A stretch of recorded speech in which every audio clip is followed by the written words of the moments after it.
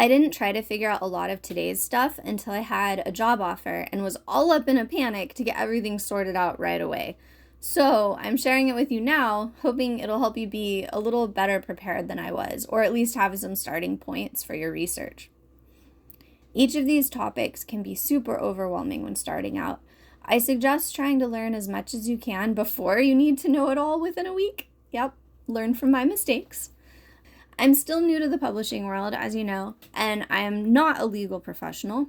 These are just my experiences and understandings. Please do your own research and due diligence and seek out legal advice from a qualified lawyer or attorney if you need to. Okay, first up, some things I learned relating to contracts.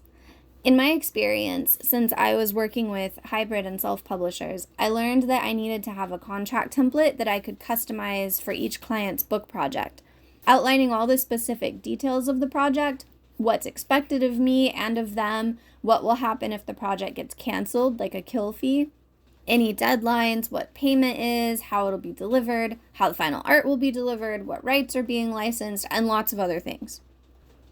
Even if you only plan to work with publishers who provide a contract for you, I strongly suggest learning what the various terms mean, including rights terms like all rights, a full buyout, work for hire. To my understanding, these terms all make it to where you don't keep the copyright to your artwork. This usually isn't recommended because it takes away from your ability to earn other income from that artwork in the future. The new copyright holder can also make any changes they want to the art and use it for whatever they want without giving you any credit as the illustrator. It becomes completely theirs. While work for hire is less common in the trade market, it's more common in the educational market.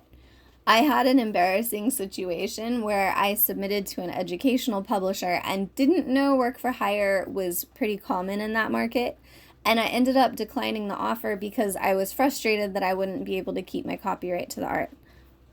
I could have avoided that situation, with some more research up front. I also didn't realize that educational publishing has very quick turnaround times. And since I work in watercolor, I can't reliably produce work on a super, super tight schedule. So I embarrassed myself again by not knowing about that aspect of the educational market. That's something to keep in mind if you also have a slow or detailed process. Anyway, back to work for hire. Sometimes artists are okay with this setup. If you do go with a setup where you don't keep your copyright, I've heard it's advised that you negotiate the contract terms to keep the rights to display the art in your portfolio and to use it to market yourself. Because otherwise you would have to ask permission from them to do that. And it's advised to charge accordingly. I learned that a copyright buyout should cost far more than my regular licensing rates.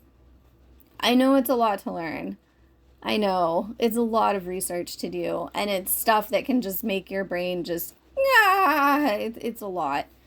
But by learning about the publishing industry and having a contract or being able to understand when it's given to you, you'll be better equipped to know that yourself and whoever is hiring you knows what to expect, what's expected of each other, and that you're on the same page. I'm still learning more about contracts and adapt mine as my understanding grows so that they'll be in better shape for future projects. You can ask Illustrator friends who've already worked with contracts for tips, and of course you can search for helpful resources online. Some of the ones I've found most helpful when putting mine together are the Graphic Artists Guild. They have contract resources on their website, as well as pricing, contract, and other freelancing information in their book, The Graphic Artists Guild Handbook, Pricing and Ethical Guidelines. I strongly recommend checking out both the website and the book, and browse around the other resources on their site as well. I also found the Association of Illustrators to have helpful information. Most of their resources are for members, but they have some available for free, like a couple contract ones and a couple pricing ones. A resource I just recently found that I really wish I had found earlier is Todd Cradford's Business and Legal Forms for Illustrators. It's what helped me finally feel like I understood the licensing rights better, and it clarified a lot of other information that I had struggled with understanding before too. And as the title suggests, it has lots of forms to use for everything from invoices to publishing contracts to copyright registration. I highly, highly recommend checking out this resource. I also learned a lot of really helpful information in several SVS Learn classes. The first one is called All About Contracts, and Jake, Lee, and Will are joined in it by Sarah Payne, an entertainment attorney who breaks down for us what goes into a regular publishing contract. It's geared towards traditional publishing, but still has good info, even if you're just wanting to work with self-publishers. The next few are a series taught by Lee through SVS Learn. Starting a profitable illustration business, building a profitable illustration business, and running a profitable illustration business. These classes were so helpful that I took an entire notebook's worth of notes when I took them. They're super informative, and Lee shares about a lot of things that I really wish I had known before I started taking on professional illustration work. So I highly recommend taking these early on in your journey if you're able to. If you're short on funds to buy the books I mentioned, check your libraries. Mine had both of them. The links to everything I mentioned are also in the description for you. Also, if you're able to, you could seek out a lawyer or attorney who's familiar with licensing rights and publishing contracts to look over your contract and give you advice on it. The peace of mind would probably be well worth the cost of the service for you. And I want to make an important note here. Know that with contracts, misunderstandings can happen really easily. Just because something is written in the contract, it doesn't mean you're both understanding the terms the same way. You're new to the industry and very likely don't understand everything yet, so you want to be extra careful that you and your potential client are both understanding every part of the contract the same way. Make sure to truly communicate. Talk about each part of your contract together and make sure you both know exactly what to expect. Make sure you have exactly the same understanding of what each part means. This is true even if some parts seem insignificant or self-explanatory. They might not mean what you think they do. You don't know what you don't know. And especially if your potential client is also new to the publishing world, but even if they're not, you don't know what they don't know either, or how they understand certain things. The extra communication is worth the effort to save you both from any potentially awkward or painful misunderstandings. Next up is pricing. This is one of the parts I've struggled the most with. Your time and materials have to be accounted for. That part's not so hard once you've made a couple practice books and know how long your process should take you, what supplies you'll use up. But then you also have to figure out how much you should be charging based on your experience level and how much to charge to license the illustrations.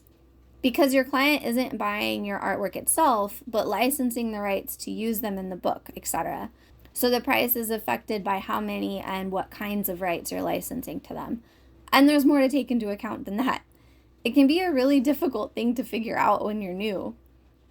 But lots of the resources I listed earlier for contracts have good information for pricing too, like the Graphic Artists Guild book, Tad Crawford's book, and Lee's classes.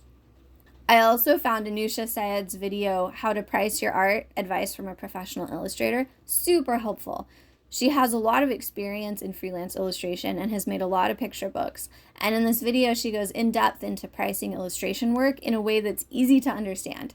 She also goes in depth sharing resources too. I definitely recommend setting aside an hour to watch her video and take some notes. I also found other illustrators to be a great help by reading through the SCBWI and SVS Learn forum discussions about pricing, and by directly asking my fellow illustrators how they price their illustrations, especially if their work process is similar to mine. If you've got this part figured out really well already and remember what resources you found helpful, feel free to share them with us in the comments. I'm sure everybody would appreciate it. Next up, I want to mention a bit about setting up to take illustration work. Make sure you check with the governing bodies where you live and find out if you need to register as a business with your region, state, county, city, etc. And if so, how to go about it and what other things you might need to know or do. Setting up your business legally is a whole other can of worms. And since the info will be specific to where you live, I can't offer a whole lot, but I recommend you start with your area's government websites. Search for categories like for new small businesses or starting a business in wherever. They'll be able to show you what to do and where to go from there and probably point you to some relevant business resources for your area as well. I had to learn about types of business entities, business licenses, possible county, state, city taxes, including keeping track of payment schedules. setting up separate bank checking and savings account just for money connected to the business, keeping track of all business expenses, being organized in general, which is a challenge for me, etc. So I suggest doing your research just in case, and make sure that if you need to do any business setup things, that you know what you need to do so you don't get surprised by any awful headaches later on.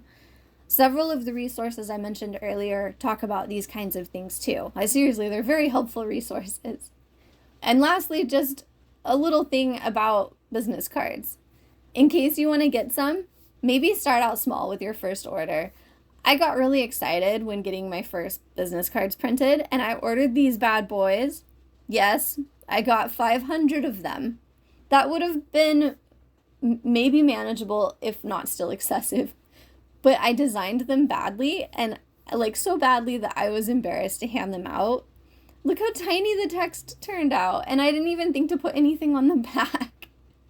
Poor little business cards. I handed out some, but now the rest are just little cards to take random notes on. So I suggest more research, this time on how to design business cards before you make or order yours. I probably got too excited and didn't do any research, but I can't remember. Anyway, later, once I got a color printer and found a stack of cardstock, I started making my own after doing some research. Here's what they look like now. I'll probably use these for a while, but since my style is changing, I may need to make some updated ones at some point in the near future. I know all this industry and administrative learning can be a lot. It really can be a lot. It's a really big learning curve. Even though I crammed to have the absolute basics down quickly for that first job, I've slowly been learning about these things over the course of the last 3 years. I'm embarrassed at how much I've struggled with it all, but I have to remind myself it's okay. It's okay to go slow. It's okay to have a brain that needs more time to process things and to understand things. It's okay to try to get off to a good start by preparing well, especially if the administrative side of things is tough for your brain too, due to neurodivergencies, cognitive difficulties, or anything else. Hopefully having these resources earlier in your journey than I did will help the path be a little bit easier for you. Illustrating is a pretty solitary job, and it can be an overwhelming one at first, but you're not alone. There's lots of us who are trying to figure this all out, who are trying to make things work within the circumstances that we have, who are trying to share what we see the world could be. To do that by making books, we need to actually make books, right? So in the next part, I'll share about making and sending out illustration samples to publishers. Until next time.